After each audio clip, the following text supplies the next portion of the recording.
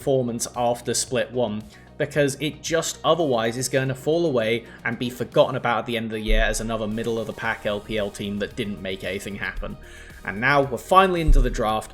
Do we have some redefining ways for JDG to approach this? The Ezreal was banned away last time, getting Gala onto an ADC again, which did provide more success against AL, so it's something. The Civ is being hovered to match, which we'll see what gets paired with it before we get to a sweeping statements of how this is going to go.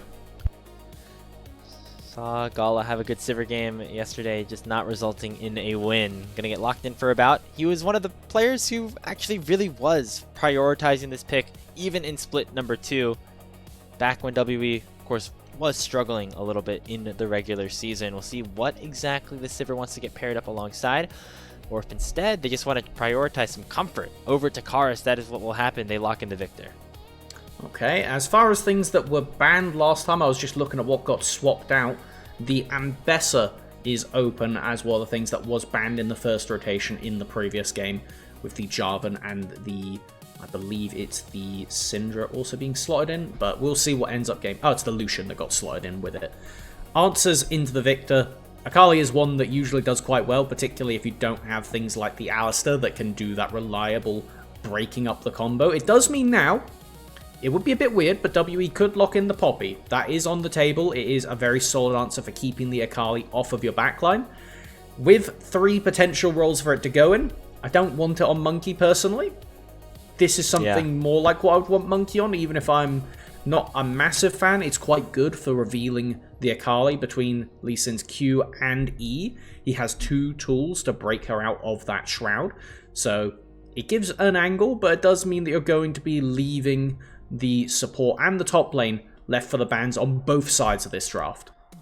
Does seem like there is still a lot on the table for those lockdown crowd control things that perhaps could be beneficial against an Akali Ezreal composition for Team WE. The Lee Sin, not going to be that point and click CC, but can provide high value in the early game. That is what Monki wants to do as we enter our second phase of the draft. Exciting to see this Akali here for HongQ, made his name on the Assassin players. Alongside this Nocturne for JunJia. It feels like Nocturne was a pick that was very popular for a while, then it got permabanned, then it kind of fell out of popularity a little bit. Still very valuable, especially in terms of just being able to engage from very far away. This semi-global ultimate in the Paranoia, always going to be a factor for everybody on the Rift. I do find that quite interesting, banning away the Nautilus. I would have thought that you'd be looking to take it, considering there is an Ezreal on the other side. JDG do sniff out the Poppy as something that would make it so HongQ doesn't really get to have an impact in the mid-game fights. As far as what approach WE gonna look for here, there's kind of 2 lines. You can either go for something like the Lulu, that can deny the Akali dive by making it so your carries are out of lethal range, or you can look for something else that can go in forwards and threaten the Ezreal so that the rest of your team can just focus and one-shot the Akali. Kind of like what we saw last game where Erha jumped in and was a big old distraction for JDG's main squad. So a lot of those roaming supports available, things like the Bard, things like the Shen for both Vampire and Erha to try and play. The Renekton, taken away from Cube, that's one of his most signature champions throughout his career, will not be available for the taking. Comfort for the solo lanes is typically what WE like to go for. You'd imagine that Cube this time actually will get a counter pick, as they're going to lock in the Karma to take it away from this Ezreal lane.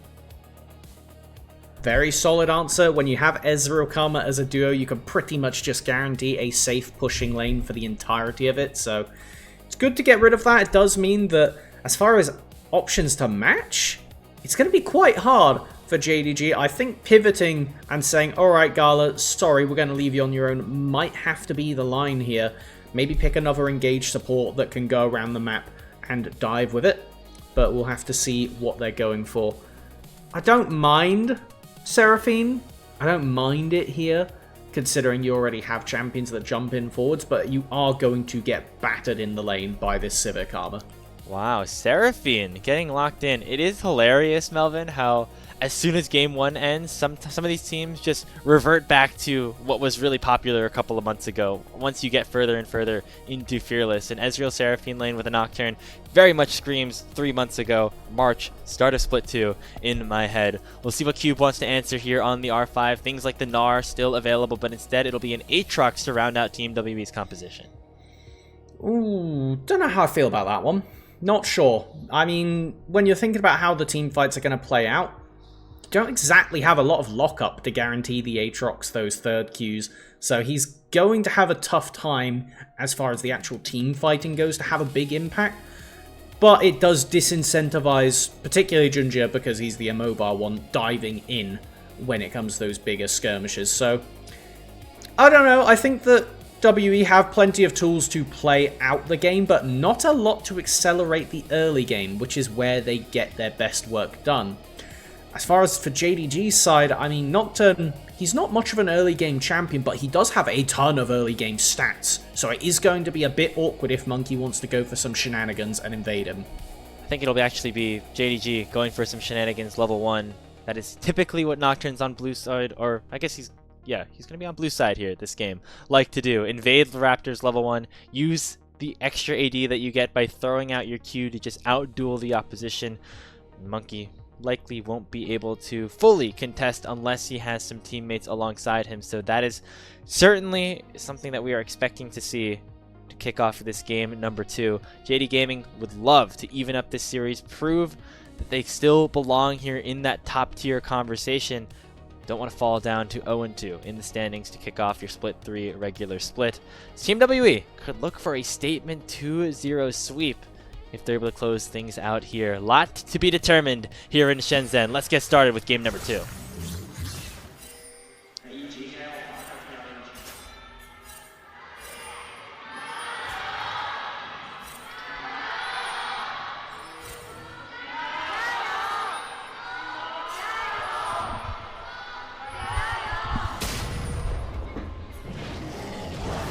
Okay, and we do get an attempt at some of those early game shenanigans you were outlining could happen, but as it appears, both of WE's jungle and top lane were prepared and zone away to protect that first Raptor camp. Bottom lane, double range supports means we're going to be getting a lot of poke trades, and this all-important level 2 marker means that it looks like Gala and Vampire have been able to secure the push. However, I think that's going to crash before it actually gets much damage done to the enemy wave. As far as sums go and looking at anything like that, Gala's actually opted for teleport, which means he could go for some bases and then TP back in to heal up a load, but it doesn't make him as scary in these skirmishes. Some earlier summoner spells being blown, but again, it's going to be JDG's bot lane hitting level 2 first, and feels like WE should have known that before they went for the aggressive play. First blood for Gala. That is not how you wanted things to start if you are about Erha. 2 days to S-tier caster curses. I mean, yeah, you don't need a defensive summoner if you get the level 2 mark first like was outlined, and WE did not respect that in the slightest. They were trying their damnedest to race for level 2, didn't get it, and it backfired horrendously. Yeah, I mean, they thought that they could just kill them before they hit level 2, I guess is my best possible explanation. Very curious to see if we get a replay of that one, because About had the boomerang blades, but he wasn't necessarily hitting the wave, he was also hitting Vampire, he was hitting Gala. Kind of miscommunication or just a mistake there for a young AD carry in About. Speaking of mistakes, HongQ trying to avoid one of his own as he heads back to base with the wave pushing into Karis on the Victor. And JDG already off to a much better start than they had in game 1. Does mean that he drops a bit of XP, but shouldn't be too impactful in the grand scheme of things. Main point is we do have TP coming back in. Play onto bot, but JunJia is in the river. Monki level 4 as well, looking to find the route on to Vampire, and he does. About this time able to get some revenge as WE even up that kill score at 1. That was some resilience right there. I saw Monki's auto attack going to kill the Seraphine, and he cancelled it to give it to his ADC. Will that come back to bite him? I don't know, but hey, honestly, he took all the kills in game 1, so this time he's saying, "All right, About you get one. You deserve one this time." truly happiest 2026 ADC right there. As we do get his support immediately requisitioned to have Erha come over and be backup to protect the Raptor camp. Yeah, you got a kill? Oh, you're going to be fine on your own. Alright, see ya. Vampire off to the mid lane he goes. Try to help out some of his teammates on the other areas of Summoner's Rift. Other than that, just kind of trading heavily in the solo lanes, but it's really been the bot lane that has been the focus in terms of the volatility and of the bloodshed. Could see some more of that though, as Erha looking for a flank of some sort onto Vampire, who once again doesn't have his flash, neither does Gala, but they won't be able to fight things out in a 2v2 just yet. Just going to walk it away, and there's going to be a fight over that ward, which ultimately Erha's going to get zoned off of. So now we just have some peace on Summoner's Rift. As far as this goes, when we start to review the scaling of the game, it gets a bit muddled because it really depends who gets any notable lead. If HongQ gets ahead on this Akali, he can honestly just run away with a game. Like, he could be the biggest problem for Karis and about, even with Lee Sin marking him. That means Monkey's going to have to play a crazy game. And while he was fishing, he was briefly spotted out by a ward, forced to back away there. This Lee Sin, it's got something done early, but we need to see a lot done early from them because not the most potent of scalers. Meanwhile, JunJia is a pretty good scaler and getting very close to that level 6 already. Just one more camp actually should do it at the 5-minute mark. A very accelerated level 5.5 so far. Could look for a little bit of extra experience with a kill onto Erha, forcing this Karma away at the moment. But now about an Erha looking to try and re-engage. He's just to force this Nocturne back and to make sure that Monkey's able to farm his jungle safely as well. Pretty much as soon as JunJia gets himself over to a Stride Breaker, it's going to be very, very literally lights out for either Karis or About, because if Nocturne flies at you and uses Stride Breaker, you're immediately getting publicly executed, dived on by the Akali or Encored, and probably all three, as HongQ now looking to use that first ult on Monki. Yep, has the Shuriken flip onto Lee Sin already, pops Twilight Shroud, initiates the first proc of the ultimate, not able to find the second just yet. And now About has a Lethal Tempo proc. He's looking for a little bit more with a lot of damage coming through with those Boomerang Blades. JunJia is ticking low. About flashes forward. And it'll be another kill going the way of the Sivir. Really nice counter engage from Team WE to deny what was looking like a really solid play from HongQ. It is one of their specialties, this team, is early game river skirmishes. They will always send the entire house to get you. If you fight in their river, you will find out quickly it is their river, as now Monki looking to secure that first dragon. It will be a Chemtech, meaning there's a lot of really potent souls available this game.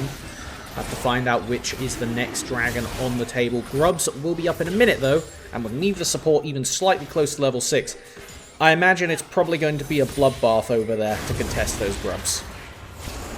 So the first kill goes the way of JD Gaming, but the next two go WE's way. Let's take a look at how HongQ was unable to find anything here. I think it was the tether that came through from Erha that really denied a lot. Yeah, he's just not got enough damage to go in and finish off Monki, and with the rest of his team playing to back off, it just gives About and Karis the ability to free fire. Really nice committal to just completely shove JDG out of the river, give that opening, and now we have the map rebalancing. Probably a good time to keep an eye on those levels. We have ultimates available for both junglers. Both ults down in the mid lane, but they are coming off a cooldown rapidly. And top laners, should we acknowledge top lane briefly? They're farming. Anyway, grub spawning in 10 seconds. Here, JDG looking to try to position around that one. That's all you're going to get from me. That's all you're going to get from me today. They could ult. I mean, you're not wrong. Like, okay, so best contest here is Monki goes in and steals one with a basic ability. Okay, he forces out the smite from JunJia, which means now, usually in the rock, paper, scissors of how these grub contests goes, if you smite first, you lose the 2 grubs, because now Monki is confident to just take river control and then smite the second one. Looks like he's not even going to try to go for the third. He's looking for the fight instead. Gravity Ball doing a lot. Kick Vampire away, and JunJia going to be the first target, but it's a trade of the junglers. The teleport comes in from Gala. He's a little bit out of position, but he will be able to reposition with that arcane shift. Cube has the World Ender, will be able to survive at the end of the day. It's a 1-for-1 with JDG being able to return to the Grubs and be able to at least get one of them. I don't know about that. Both junglers are dead and nobody wants to waste their time standing there, as we do have About just left alone in the bot lane, happily hitting up a storm 2 plates down onto the JDG bot lane tier 1. At this point, it's kind of really rough to secure that last scrub, because as you see, both junglers have their bot lane camps up. Let's take a look at how the skirmish went in the first place, because Monki immediately jumps forward with the team, pretty much preempts the paranoia, does not get a very good kick, I will say, onto Vampire, and HongQ pretty much one-shots him in response. Karis, really cute little flash to get out there. I think if he gets locked up by the Ambessa, that is a winning play for JDG, as it ends up pretty much the definition of dead neutral, because both teams 1 grub, both teams 1 kill. But neither team able to fully secure all 3 of those grubs just yet. There's still 1 sitting in the pit. Will either team feel like it is a worthwhile investment to go and travel to that side of the map? It looks like maybe JunJia believes so, as he's making his way over there right now. Monki has better things to do, taking that Rift Scuttler and now joining his support. Oh, I love that. Trying to make a play on to Gala and Vampire. They think no kick, that they are in a 2v1 situation against About, but as this wave gets cleared in, they're going to be in for a rude awakening. 7 seconds. I think that W just wants to wait, but they may have been sniffed out early. Yeah, there's a Sonic Wave on a Vampire, already forcing the flash out of the Seraphine, so decent play, not resulting in a kill going over. Yeah, was literally 2 seconds off of Lee Sin having the Dragon Strike and be able to throw that Seraphine out of tower. So Vampire respectfully flashing, barely didn't need to, but unless you were tracking the exact cooldown of Lee Sin ult. Oh my god. That was beautiful. That was beautiful. What a buffer there by Cube, throwing out the Blast Cone. However, it looks like JDG aren't done, as HongQ dashes onto Karis, forces the kick out from Monki, and WE more on the defensive, but they will be able to keep everybody alive. Yeah, expect a lot more Lee Sin ults that are basically just glorified Alistar Ws, because he is their main tool for disengaging one of the divers, and there do be 3 divers from JDG, and Karis very happy to have Monki on Lee Sin right now, because there weren't many other junglers that were going to keep him alive against HongQ there. Yeah, this is the Warden Lee Sin, where you're protecting your team instead of trying to go for the engages, although he is probably one of the more solid sources of engage himself. I think at the end of the day, though, with all of the dive that JDG have in their composition, WE are okay to kind of just stand back and play with their re-engage tools. Things like the World Ender from Cube to kind of heal everybody back up, with Erha having a ton of shielding and healing, and of course the gravity field and all the damage that Karis will be able to throw out in an AoE fashion. It's one of those games you almost wish you have a melee support, because having a Knight's Vow and a Locket would be absolutely brilliant for WE, because it's pretty much one of the only ways you can meaningfully deny some of this complete one-shot potential. Erha is kind of standing aggressively in the river. Paranoia, I think it's up. It's hard to tell from the icon. Oh, Monki, he's jumping into a 1v3. Oh, what were you thinking? That Monki got a little bit too curious around the bottom side tri-brush, and it means that JDG get a Drake for free. Sorry? Yeah, okay. The best thing I can say about that is he probably thought, oh no, I'm in danger, and then his fight instinct kicked in. Notice I didn't say or flight, because that does not exist here. There was no flight. It was all fight.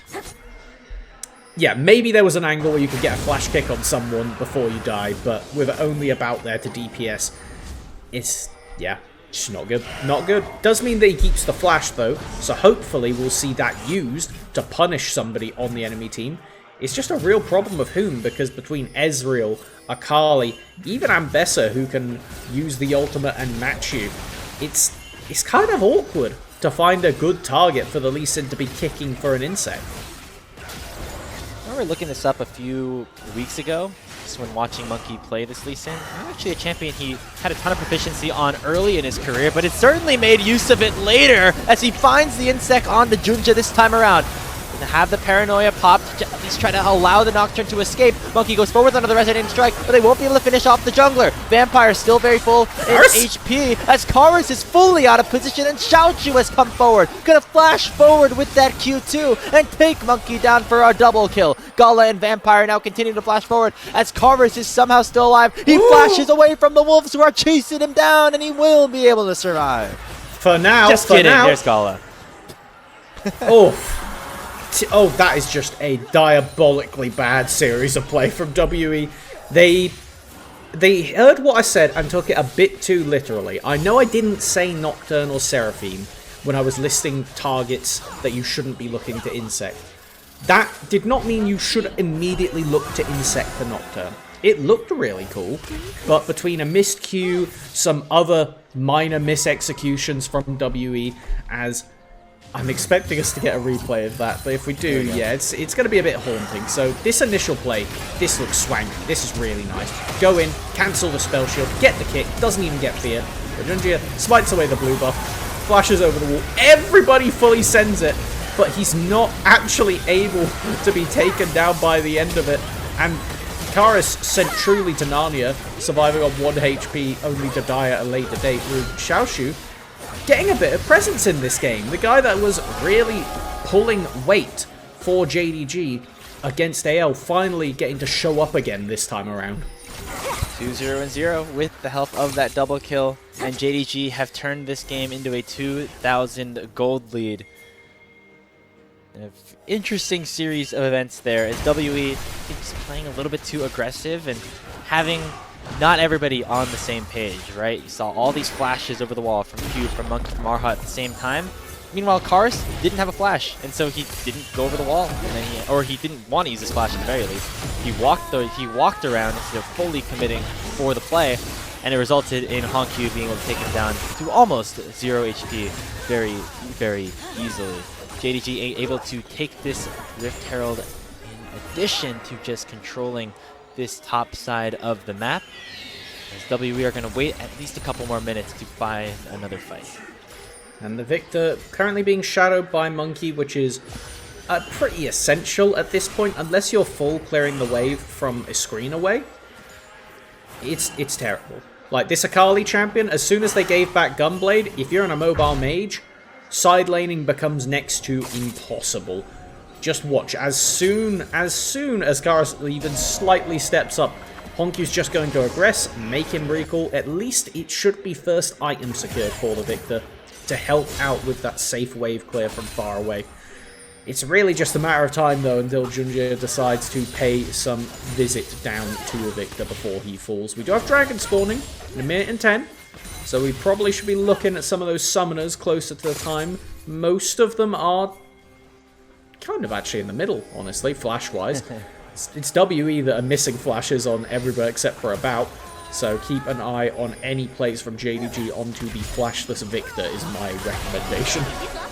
Yeah, and About doesn't necessarily have a ton of gold to work with at this point. Just going to be the Unitals and a couple of crit cloaks and daggers, so not a ton of attack damage really for those boomerangs to pack a punch just yet. You're waiting as a Sivir to get to that second, maybe probably third item to really be a threat in this game. And sure, the late game threat for WE will be there. They're not there just yet.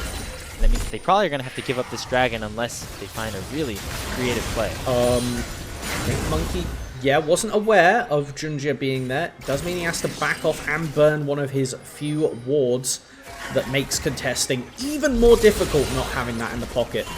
It is also level 11 to level 10 as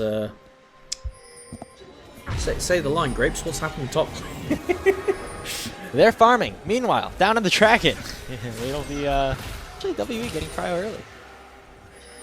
Important, especially because we see both top lanes kind of taking in turns to start base. Cube will finish his though, meaning he should be able to tap recall, get some extra gold spent, and look for a TP in. They're not fighting. They're not farming. They're fighting now this time, and it will be the dragon secured by JunJia. Teleport flank in for Xiaoxu in the back lines, in for a whole world of hurt. Xiaoxu takes down one, and a look for the other side on the back line. Not going to be able to allow the kill to go to Erha, but it will be a 2-for-0 plus the dragon for JDG. Ah, no. It was JunJia placing the Herald animation that you saw. Monki secured the dragon on about 30 HP after JunJia's smite. Yeah, so I'm not going to call it a winning play for WE, but at least not a complete loss.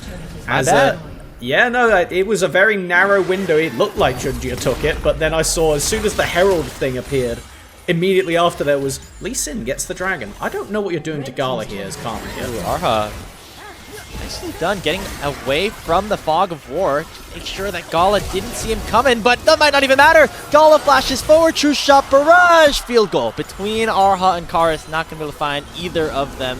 It was flashy though, and it allows for JDG to continue to snowball their lead as HongQ pushes another wave into the tier 2. Not familiar with Gala's game, I see.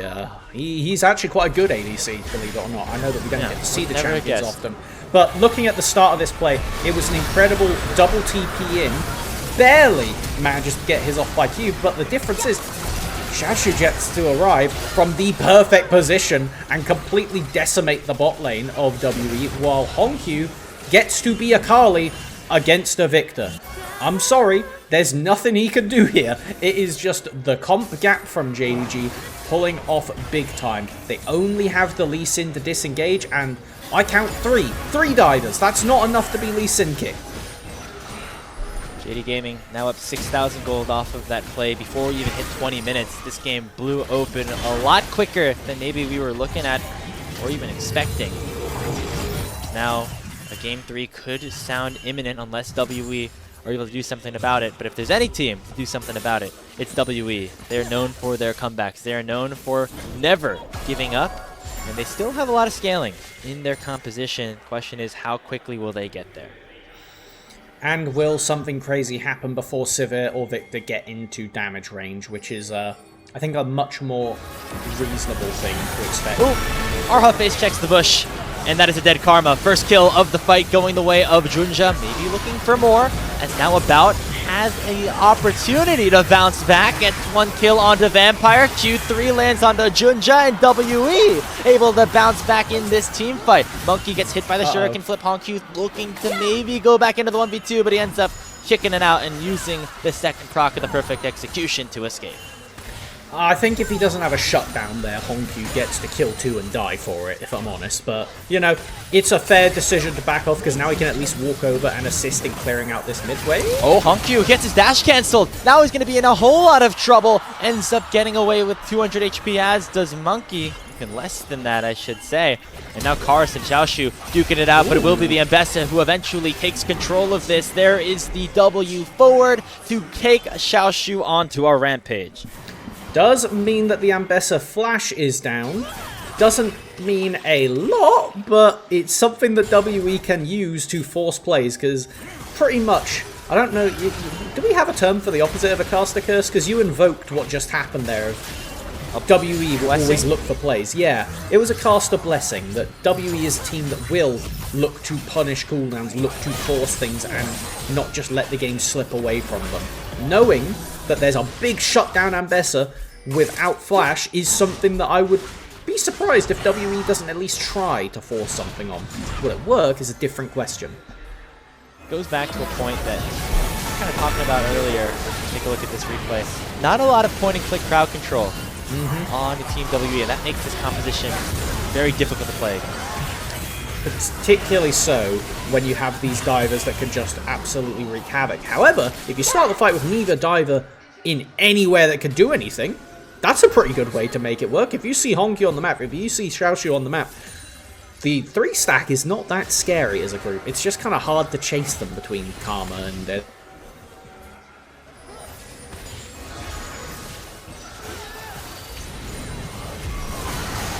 Another fight breaking out as Erha already flash away from the paranoia. JunJia looking to continue to chase down WE, but they won't find anything, and the Encore ends up whiffing, as does the public execution. So now tools are down for JDG as WE will look to re-engage. Tether lands on the Xiaoxu. He dashes away to make sure he doesn't get pulled back in. Dragon now available, and a lot of crucial ultimates down on JD Gaming's side.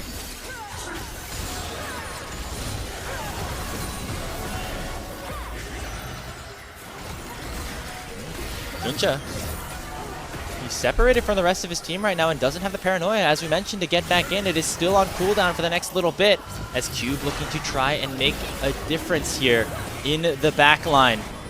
Forced to dash over the wall right now is Erha getting targeted by HongQ. Xiaoxu at level 16. Very powerful though, as the World Ender has been popped by the Aatrox. He's getting targeted right now by Gala. Speaking of, it's Monki going forward with the Resonating Strike, but WE are still standing strong until HongQ dashes in, goes forward and assassinates Monki. It's Xiaoxu to finish it for the rest of his team. It's a triple kill, soon to be a quad for the Ambessa, and Xiaoxu pops off to give JDG the ace. When it looks dark, JDG's solo laners get it done. HongQ and Xiaoxu wrap up the fight and give the opportunity to start Baron.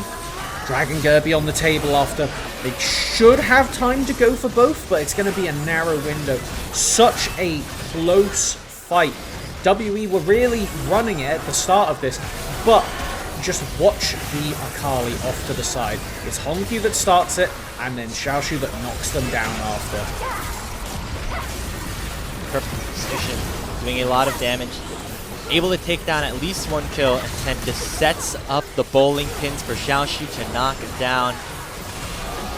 Clean strike for the Ambessa, as Xiaoxu has had a great start to the season regardless of the results on the scoreboard right now for his team. This individual player is putting up a monster start to Split 3. It's super impressive and very encouraging for this team, because you need that point of power. And I mean, Gala's had a good game, but if you can get from the top side and from bot lane, nobody's going to be complaining with that one. Gives JunJia something to do, something to walk around and make sure that we get Xiaoxu in a position where he is not just farming, but farming champions. 8-0-0. Man, I've not seen that on a top laner in a long time, unless I'm in solo queue and I'm playing top lane against somebody. So that's really good for Xiaoxu here in a competitive League of Legends game. And he's looking to continue to press that lead with the Baron power play available for him for the next 2 minutes. JDG now up almost 8,000 gold. They should be able to retreat back after this is over and really start to pad their pockets. And they need to. They need to get this game done and dusted sooner rather than later, because there is a Sivir. There is a Sivir. And Gala nearly put up a fight on the Sivir yesterday to keep JDG in the series. So they should be abundantly aware of what this champion can do if you're all stacking and diving at the same time. Is it a lot harder for about? Yes. Pretty hard for Erha here to get away from this one. He pops the Mikhails to get away from the tether. So actually will be the Karma just keeping herself alive. But the options are running out for Team WE, because as soon as one play is made, still have another one being made opposite on the Rift. Xiaoxu continuing to push down there. Cube able to do nearly nothing about it at this point. Finally, he pops the World Ender and will try to fight Xiaoxu in what could be a 1v5 situation. Will the Ambessa escape? She's got a huge shutdown on her head. She flashes away from the Sonic Wave, and Karis comes in for a teleport. Public Execution does not connect, and so it should end up being the Ambessa going down. Will she be able to find anything? No. A big shutdown goes the way of the Sivir, but JD Gaming going to punish what could be a disastrous play on the other side for WE. Mid lane inhibitor down. Potentially top lane inhibitor turret in some danger as well, as the Baron power play has yielded a 9,000 gold lead for JD. I mean, off the top tier 2 and that mid lane breaking, it's probably going to be about gold, even gold positive over to JDG by the end of it, so they're not going to complain. The biggest problem is not having that flash available for the Ambessa, I would say. That's probably going to be the big one, where it's something that they need to be aware of and make sure that WE don't run back that same play. It took them a while to get it done, but at the end of the day, it's either that or you're walking forward and hoping to be able to break past a Seraphine, break through a Nocturne, and allow HongQ to just slide into the backline. We do have Karis picking up the Seeker's Arm Guard. This is a very low damage Victor between that and the Rocket Belt, so I don't expect there to be much threat onto JDG's front line from him, but it does at least have enough potential to help burst out one of the divers who's going for a bout, who is the real carry right now for Has WE. to be all about, yeah, at this point. Has the 100% crit, or at least getting close to, I think he's at 100% right now. Infinity Edge finished off. This is the only win condition for WE at this point. We should clear out a lot of these waves, eventually set WE up for advantageous positions around mid lane till this Baron spawns in 1 minute and 50 seconds. WE don't really need a hunt for a fight right now. Maybe can wait for a couple of item spikes to come through, but they feel comfortable fighting at this point, knowing that About is probably the strongest champion in the game at this point. Well, yeah, if they're not in a 1v1, absolutely. I forgot about the Ambessa. Speaking of, might be going for a huge TP flank, as HongQ is actually going to be the one to come in first. Xiaoxu second. All of WE are very collapsed upon, but it will be About going down first. The fear lands onto Cube. That's a second kill going the way of Gala, and they might not even need the Baron to send us to a game number 3. It's a 3v5, but none of WE's members carry any significant threat, as JDG will try to break open the base before 30 minutes. Vampire with a beautiful encore to just send WE into disarray, now the defense of the Nexus. Xiaoxu dashing forward. The Nexus tower is under fire now. Monki flashes away, not looking for an aggressive kick, and HongQ will go in and assassinate 2 members and make it a 3rd potentially. The Fountain going to save the triple kill from HongQ's resume, but he won't care about that because all he needs is a game 3. The ace comes through, and they're headed to a decider here in Shenzhen. Incredible stuff from JDG to turn around not just their luck, but also the tempo of the series. This was completely different to all 4 of the games we have seen from JDG thus far this split. They were actually aware in the early game, they were present, and they made sure to contest objectives. WE still got some plays off, and they were still able to accelerate a bit. But they weren't able to break through HongQ, they weren't able to put Xiaoxu out of the game, and they weren't able to access Gala, importantly, who, on this, Ezreal was nigh untouchable. Much better game from JD Gaming. I think you can credit a lot of it to certain players. You know, HongQ had a great game, Xiaoxu I think is going to be your obvious MVP. But I can't help but think that a lot of what gave JDG an opportunity to win this game were just mistakes from WE in the early to mid game. Monki did not seem as comfortable on that Lee Sin, historically not one of his better champions, and then the rest of the team just took a little bit too long to scale into a position where they were able to succeed in the same way that they did in game 1. And that is one of the issues when you have a team like WE that is so reliant on Monki being able to get plays done.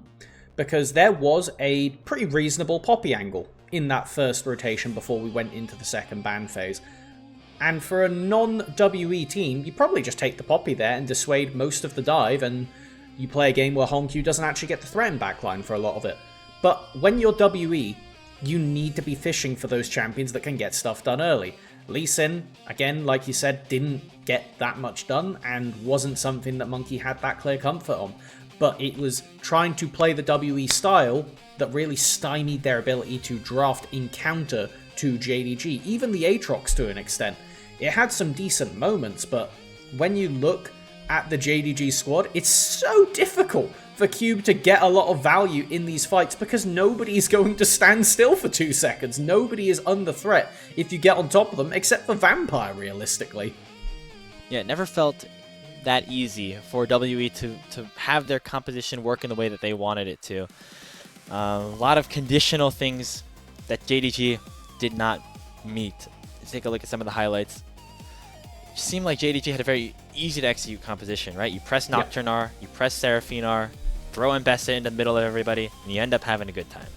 Absolutely, and it's one of those things when you see a lot of dash champions and a lot of divers, you always feel a bit reticent to say that they have the easier execution, but this was absolutely one of those times, because the pressure then pivots over to WE, and their comp just didn't have the tools to deal with the amount of dive that JDG was rocking. And even if you spend all of your resources to defend against dive, you have Gala and Vampire, who were doing incredibly on this long-range nuisance duo. They would soften you up, and let the divers go in and get all the final hits done. And then if you do try and aggress, HongQ and Xiaoxu do exactly this to you. They look and then they jump in at the very last second to completely wipe the fight.